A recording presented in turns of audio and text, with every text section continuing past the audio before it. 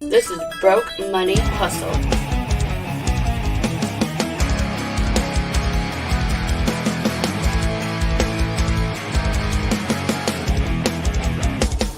And now, here's Broke Money Hustle with Trico and Eric.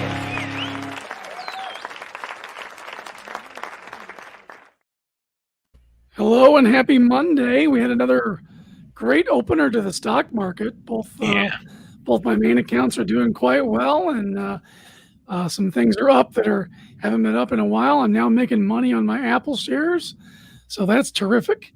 But some Robinhooders haven't been so lucky. They had a nice October surprise of all their money getting stolen through some sort of a hack. Is that correct, TJ? Yeah.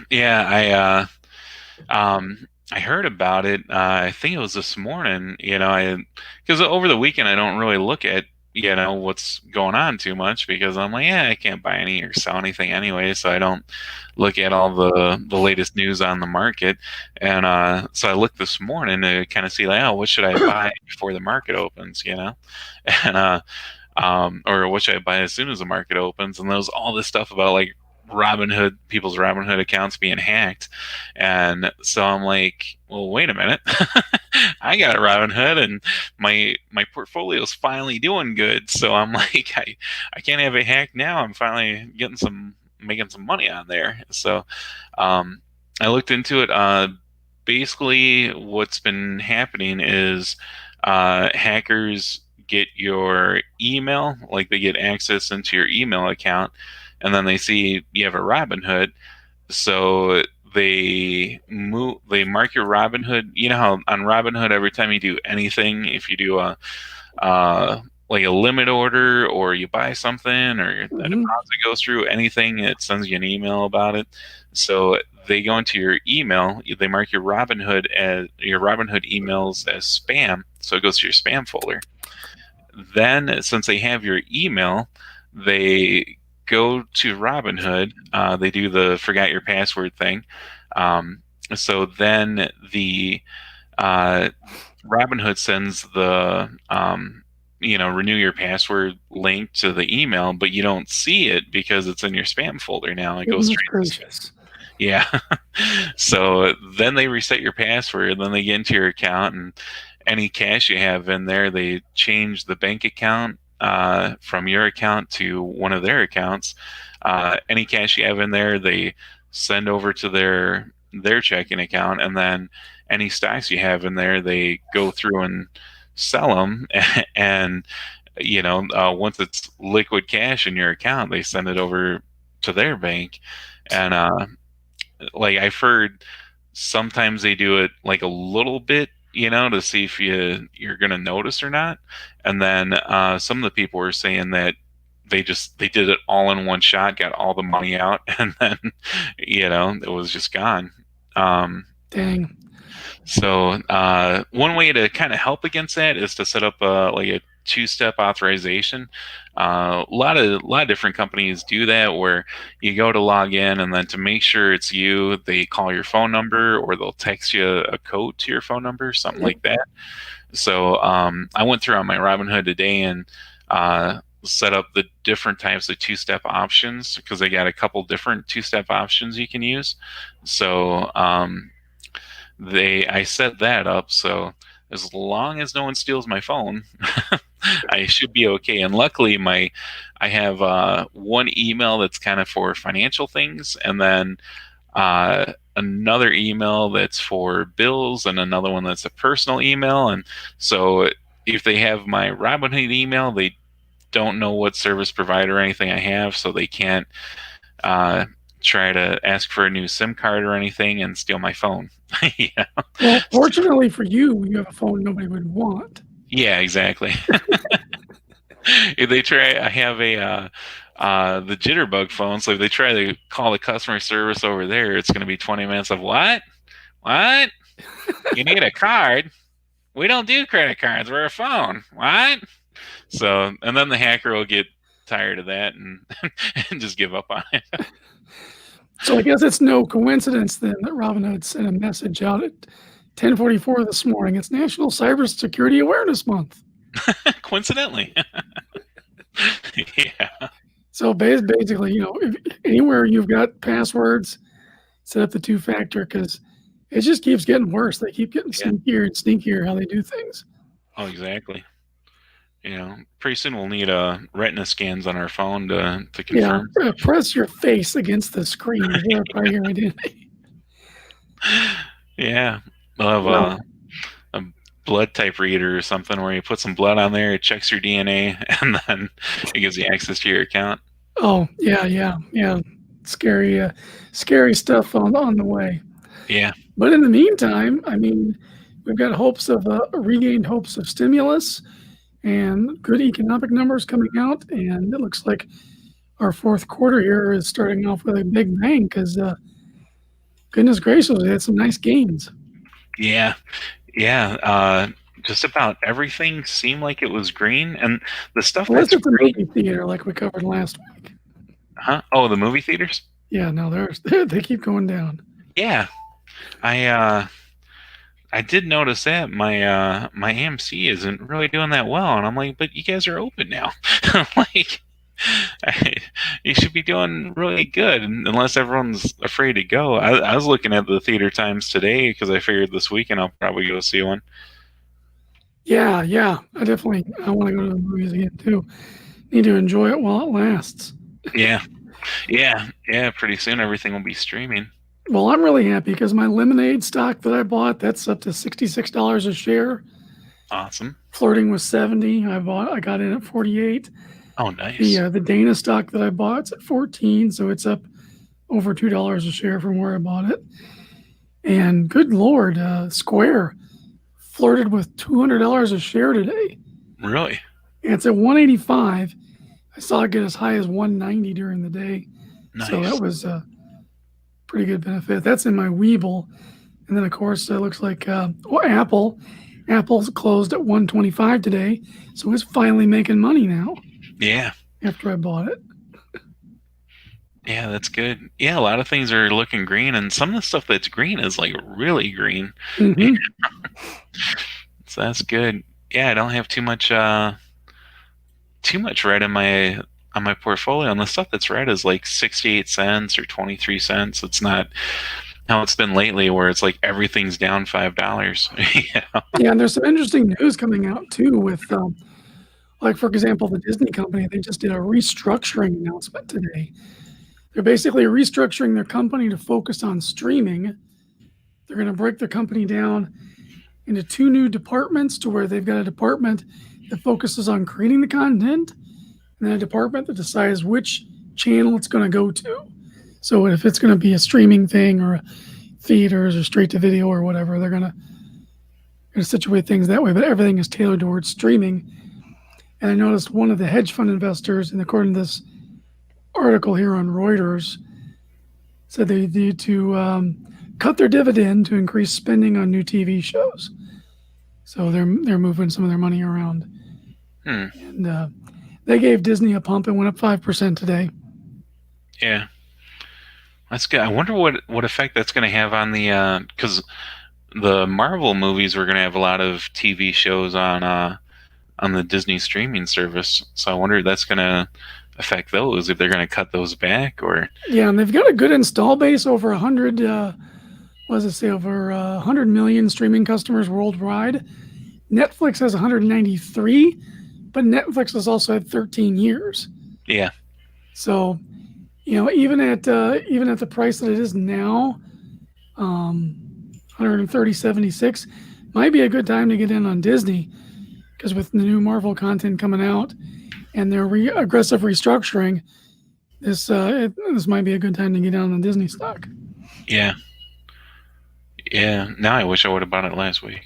Yeah, no kidding. I kept thinking about it, and I'm like, I'll see what it does. And I wanted to buy back into Ford because originally I sold some of my Ford to help buy that Tesla stock. Ford traded almost 88% today.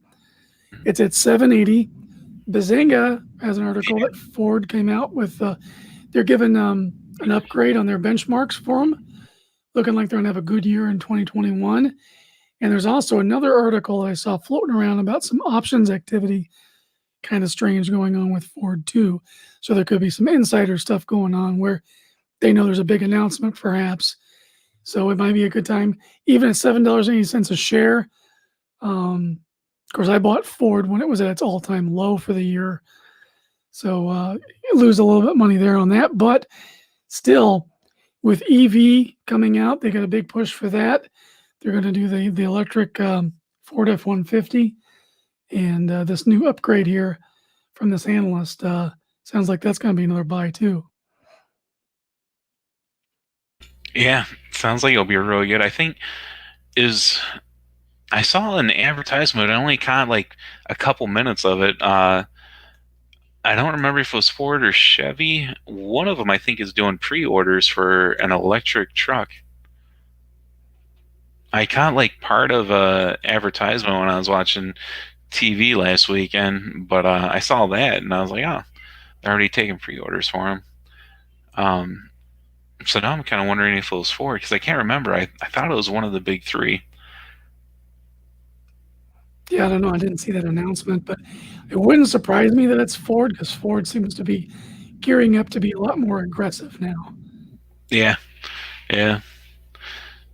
Did you check out the Helion stock? They just started offering it like a week ago. They were the ones with the well, a few weeks ago.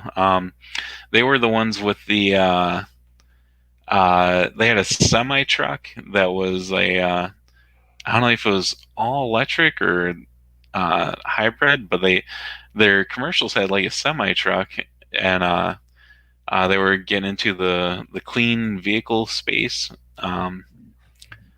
They started offering. They had their IPO recently. It looks like it went up and down, and now it's just kind of trending down. It was probably bad timing for them right after all the stuff going on with Nikola.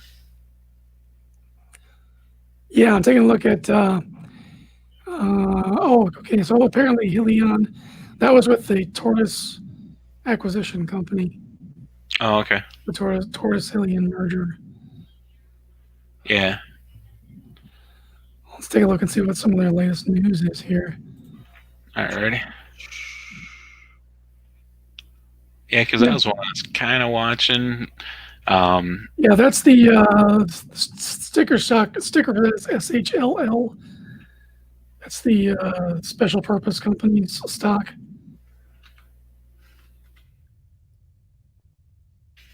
Yeah, there seems to be a lot more these SPAC, special purchase acquisition companies popping up, especially here in the EV space. Well, I remember reading an article too about how Dana had something to do with Helion. I think it was Helion, and that's why I bought their stock when I did. Oh, okay. That they had like something to do with that.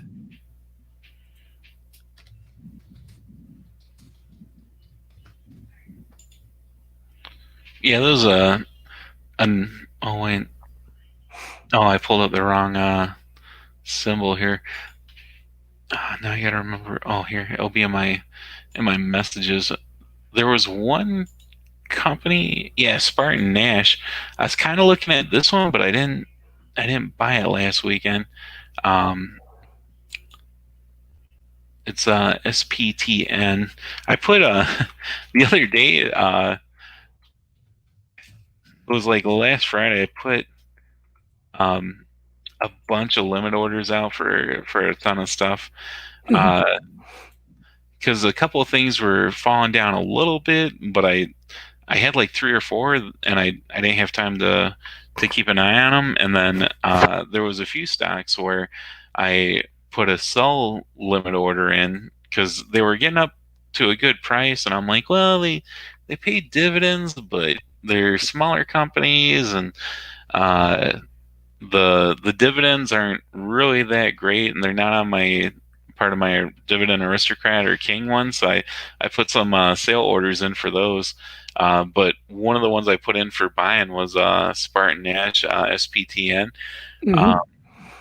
So I was looking into this company. They've been around for like ever, and basically they just they kind of distribute groceries to the military. And I'm like, well, those guys are always going to need food, you know. So, um, and they pay a dividend, and they seem like they were uh, like pretty stable and everything. And then like last week they shot up from um, around $17. They got up to around 23, and then they started coming back down. That's kind of what got them on my radar, because I saw them right when they were up towards the peak, and they started coming back down. So then I thought, well, maybe I should buy some of this. They pay dividends, and who knows, maybe the stock will go back up like that again. But yeah, I was also looking at Romeo. Mhm. Romeo Power, which merged with RMG Acquisition Corp, another one of these SPACs, and they're a battery company. They do. They're pretty much a battery company. Romeo Power, what's their sticker symbol? RMG is they've been around as a company, but they're going public through this RMG Acquisition Corp. There we go.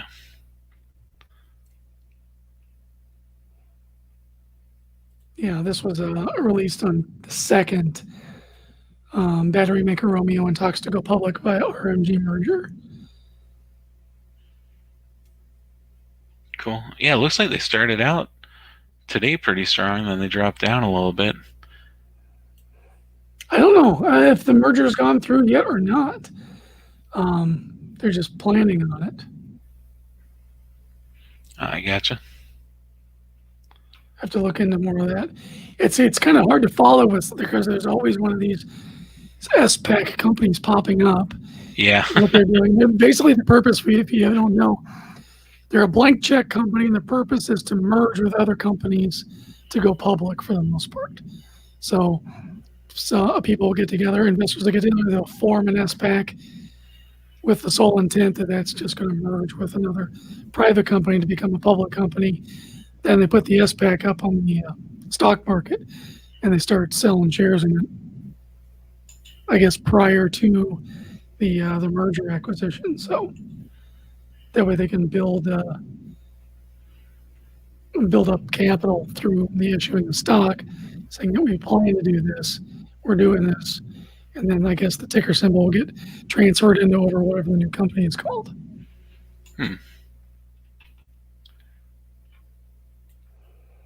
But yeah, so there's always something new going on with EV and battery, because that's just the way the things are moving in the future.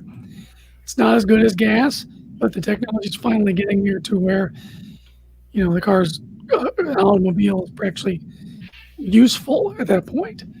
We just got to get past the battery technology, because, my gosh, if you look at the difference between a uranium mine or a lithium mine and like fracking, so a fracking plant will have like trees and flowers and chirping birds all around it and wildlife and greenery.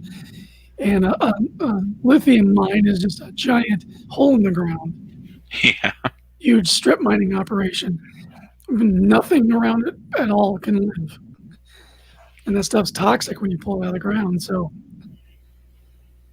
that's why we don't do it in, I guess you could say, civilized countries. It's all the third world countries where all of our electric battery mines come from. So in a way, it's hypocritical to support EV living in, a posh country like America. We don't have to put up with the suffering involved in getting the crap out of the ground. Yeah. Yeah, that's true. That's one thing I always kind of wonder is like, well, what about when all the batteries aren't useful anymore? And then, everyone's throwing out their batteries, because eventually even rechargeable ones after a while, they just die, Yeah, it's one of the problems is we don't wait on technology. We want to get the go-to, like, oh, let's go green, go green, go green. The technology's not ready yet. And it just ends up with a bunch of politicians, lining their pockets, and their friends set up these BS companies, and they make money and go out of business. And they end up passing laws that push us into something that we're just not ready for technologically. Yeah. We're starting to see now where there's new nuclear, like clean nuclear power plants that are a third of the size of a regular power plant and produce recyclable waste. They don't actually produce like toxic waste. They produce something that's easily recyclable and has very minimum radioactivity to it. How come they're not converting to that? Like, Well, we had a huge propaganda campaign starting in the 70s against nuclear power. oh yeah, And so it's always been portrayed as the big evil in the room when it's actually the greenest solution you can get. It gives us the most electricity at the cheapest rate and does the littlest damage to the environment, provided you keep things safe, you know. And it's gotten the technology to the point where it's really easy to keep things safe. So hopefully we'll start seeing it more and more. But again, at any time, I mean, if you go back and look at the life of Nikola Tesla, he had an idea to distribute energy free through the air. and they shut that down. They put the kibosh on that, and Yeah. we still haven't gotten back to something like that. Yeah. Oh, exactly. But anyway, it's fun to speculate about this stuff, and it's interesting to look up these different types of companies, like the special purpose acquisition. Again, there's always a new one coming up. Just find out what it's connected to. Do your research. Make sure it's something that's right for you before you go into it, because these can be really high risk investments. And please don't take our word for it. We're not professionals. We're just two blue collar dudes. We're just kind of stumbling around with the money we got. We're trying to make it grow and do better with it. Yeah. Yeah, exactly. Speaking of making it grow, I've been kind of looking into different businesses and side hustles lately, because every once in a while I kind of get that entrepreneurial itch. So I've been kind of looking into some of those. I'm going to try to get someone that has a food truck on the show one week and kind of pick their brain a little bit.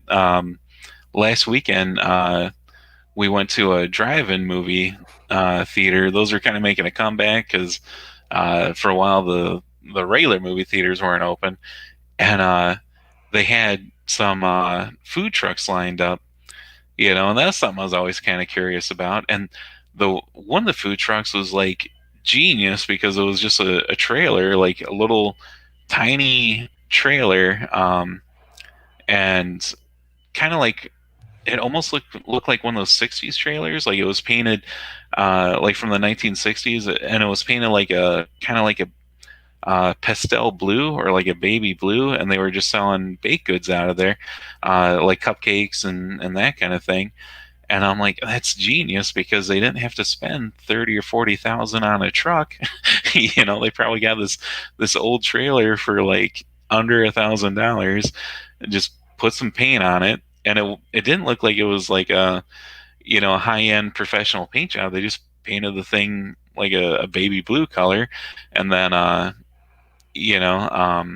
put the name of their company on the side and kind of cut a hole in the side of the thing so they could hand people stuff and collect cash and everything, like a service window kind of. And I'm like, man, that's genius, and it's in a trailer, so they don't have to worry about it breaking down. All they need to do is have a daily driver that can tow a trailer.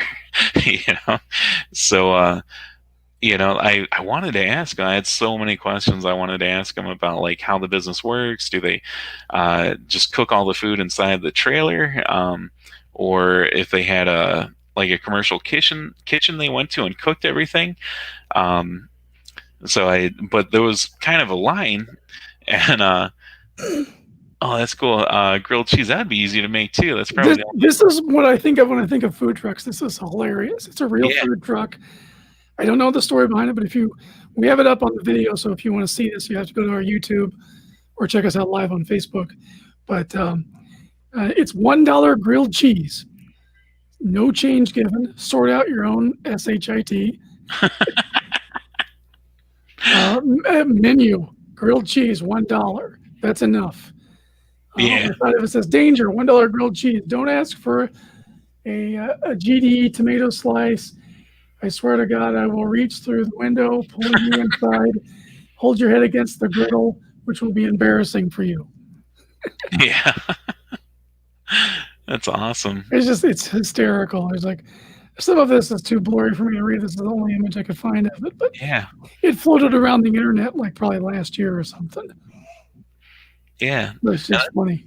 That's a good concept too, because it's all kind of self-enclosed in a trailer, and for a grilled cheese, he probably needs like a hot plate in there. Yeah, Yeah, butter, bread, a hot plate, and some cheese. yeah, exactly. That's it. Yeah.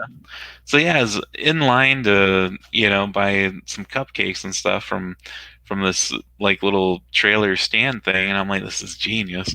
And I had so many questions I wanted to ask them because I think by having it by doing it the way they did, they cut out like a lot of startup cost and a lot of overhead, I think. And so but there was a line, so I didn't want to stand there asking a million questions. So I got their business card. I'll probably reach out to them and have them come on. So yeah, so that would be terrific because I've always wanted to be in the food business just a little bit. Mhm. I would do breakfast sandwiches because that's one of the things that I've always had an affinity for, Mhm. and I love trying and doing it in different ways. So if I was going to do a food truck, I'd probably just do a breakfast sandwich food truck. Yeah. Yeah, it makes sense because I mean, even on the higher end, if you're spending 30 or 40,000 on a food truck, it's still cheaper than the like 200,000 startup it would be for a restaurant. Oh, Yeah. absolutely. And the big thing I would definitely ask them is about the licensing. Is it different? Yeah. Because I mean, you have to have special licensing to deal with food in the Yeah. first place. But is it more complicated with a food truck, or is it? I don't know. I would imagine like if you're traveling too, you'd have to have like be licensed in every state. I would imagine.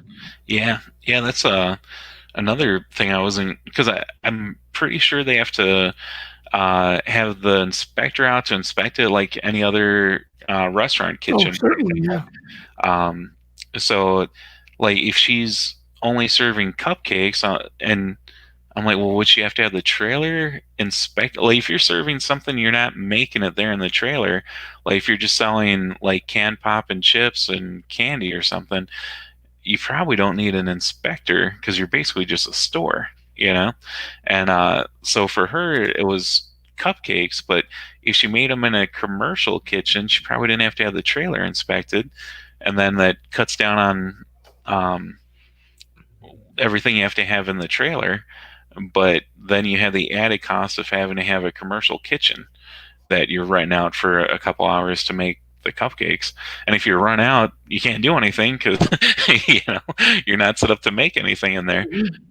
So yeah, there's so many questions like that I wanted to ask, but they kind of had a line, and there was another truck there that was there's a franchise in Michigan called Big Boy, or it used to be called Elias Brothers. Oh yeah.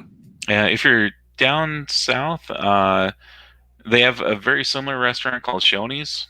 I don't know if they're still down there. They used to be down there when I was a kid, but they had a truck there that was it was like a Big Boys franchise truck. So I wanted to ask them questions too. Like, is this your own franchise, or do you have a restaurant and this is just like a supplement to the restaurant? Like, I had a bunch of questions for them too, and their menu was a lot more simplified. They had you could get the Slim Jim from Big Boy or the Big Boy Burger, and you could get fries, and then they just had canned pop. Or canned soda if you're not from Michigan. And I wanted to ask them a bunch of questions too about it, about how the franchising works, because usually the franchise companies, they only have certain territories or spots where you can open up a franchise. So if your franchise is only the mobile truck, is there any rules you have to go? Like, they can't go within so many miles of a regular Big Boy restaurant? Like, how does that work? So I have so many questions for these guys. I gotta track them down and get them on the show. I just we went there Saturday night, so I didn't have enough time to kind of get a hold of everybody and get them on for tonight. Well, no, I'll certainly look forward to that. That sounds exciting. Yeah. Anything else you've been looking into? Just doing some research into notaries. The startup cost, I think I touched on it a little bit last show. The startup cost is pretty low, and not a lot of training you gotta go through. And if you go on to YouTube and look it up. There's a million notaries on there saying, you make hundreds of dollars a day, and you're getting paid a couple $100 just to notarize a few pages, and all kinds of just crazy profits. So that's another thing I kind of wanted to look into, because the startup cost is so low. I was like, even if I only did one job a month or something like that, it would pay for itself within the first year. So it's another thing I'm kind of looking into, waiting to get the materials and everything I need for that. Cool. I've been cleaning up my studio and getting ready to try to do some 3D modeling again. Oh, nice. And Yeah. get my 3D printer back up and working. Mostly there's a new model out and I really want to buy it, but if I'm not using the one I got, why would I buy a new one? Yeah. So figure, well, might as well just start using the one I got, and that way I'll eventually be able to buy my new one. Yeah, exactly. I've always wanted to do toys and statues and stuff, and so it's been a passion of mine. And I was watching some videos about resin pouring, where the people are doing, like the one guy that I watched in Japan, he made models of sharks and whales and stuff out of clay, puts them in a tank that he makes out of plexiglass, and fills that with resin so it looks like an underwater scene frozen in time. Really? Yeah. So that's pretty cool. Incredible stuff. And then there was a tank that I sent to my dad to check out, a model tank, but he used cotton and LED lights to make it look like the thing is like plowing through a dust cloud and firing its cannon. Oh, man. So, yeah, there's some high level stuff, and it's just bouncing around in my brain. I really want to give it a try.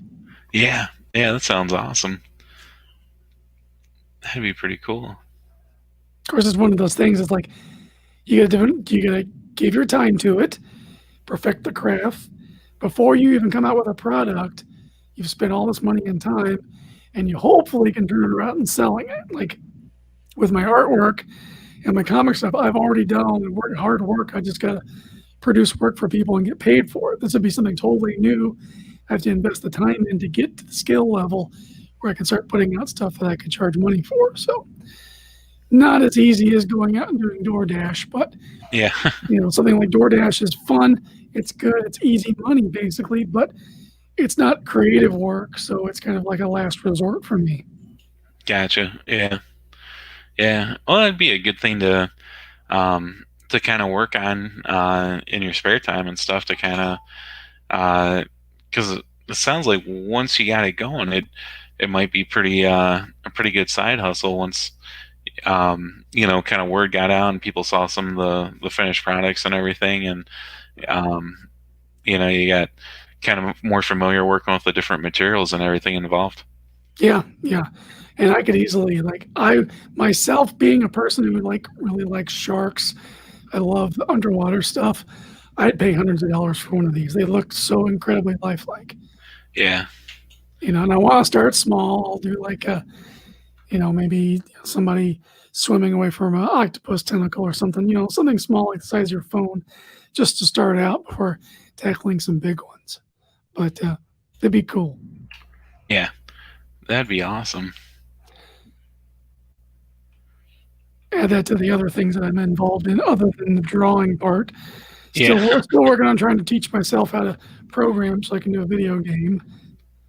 Yeah. Always, I chip away at that, watch tutorials every once in a while, but just haven't put the time into actually getting it done. Seems like a lot of these things is like, this has to be your only thing you're doing. And one of my biggest problems is I'm always spinning plates. So it's hard for me to just settle on one thing.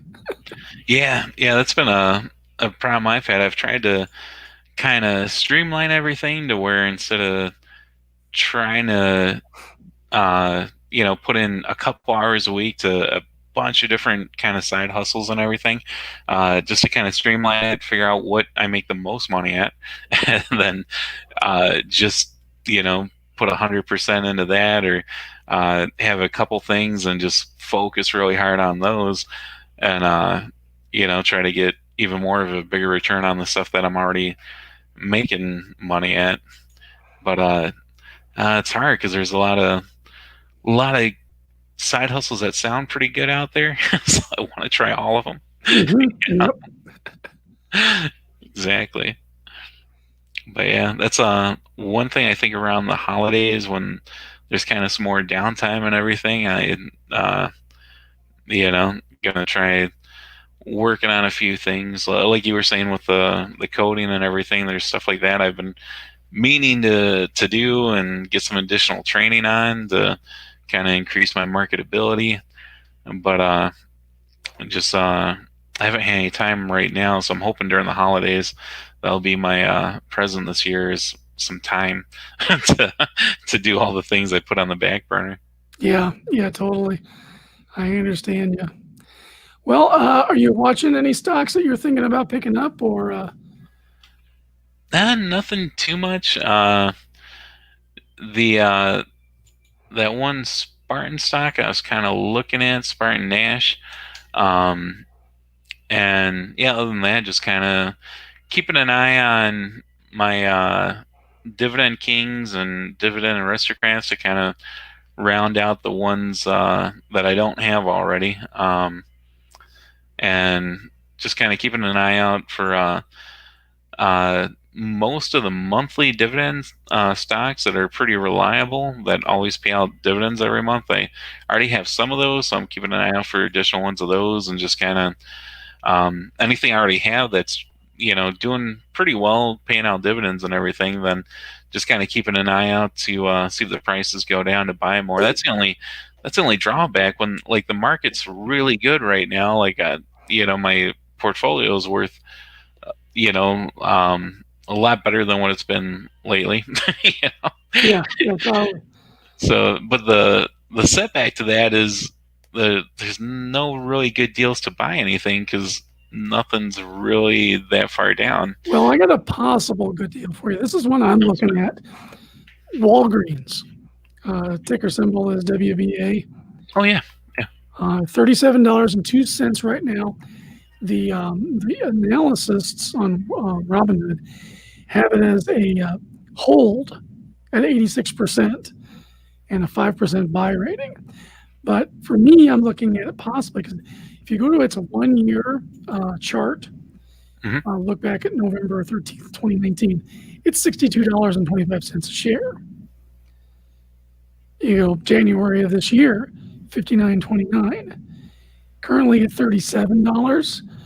Its lowest point has been 34, 33, like back in even in the March area. It did great during the initial crash because everybody was going to Walgreens to buy stuff. I mean, that's the only place I found toilet paper. yeah. I got a couple stocks, Walgreens. I bought around August 13th. I bought some for $41, so it was kind of higher when I bought it, so that wasn't good. But dividend yield of 5.06. Yeah. Price earnings ratio is at 44.56. So that one's on sale. So if you might want to bulk that up, and also AT&T because they're having a lot of internal struggles. They're still under $29 a share. That's a good time to pick up. Time to pick up more AT&T stock.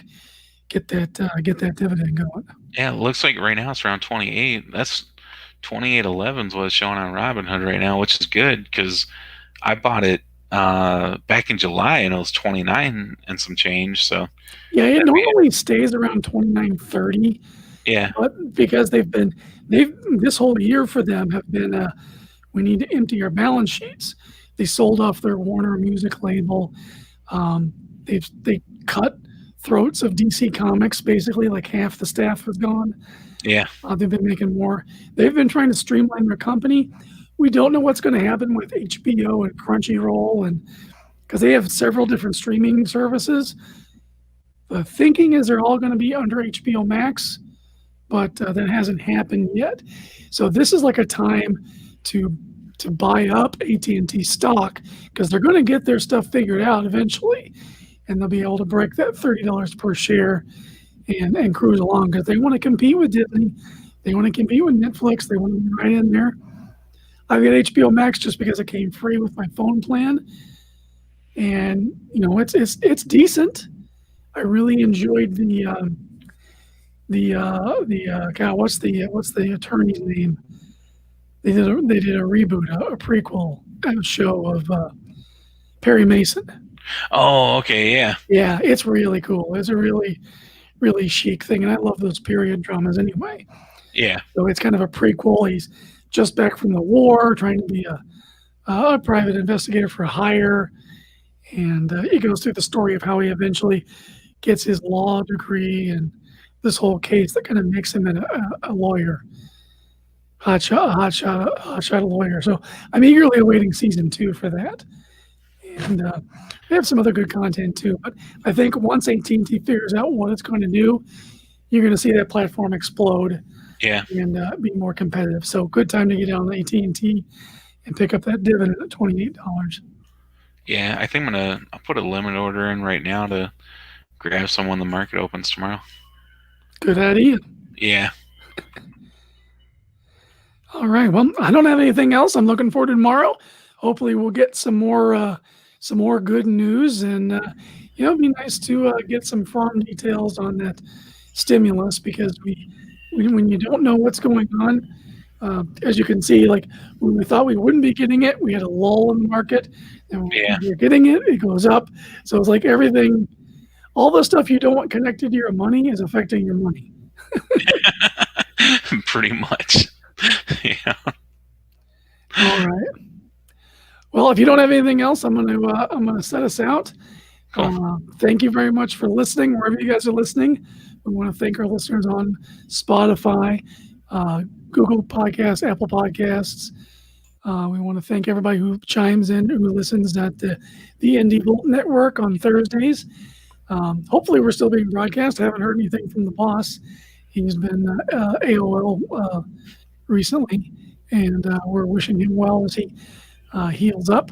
And we will see you back here again next week for another episode of Broke Money Hustle. This is Broke Money Hustle.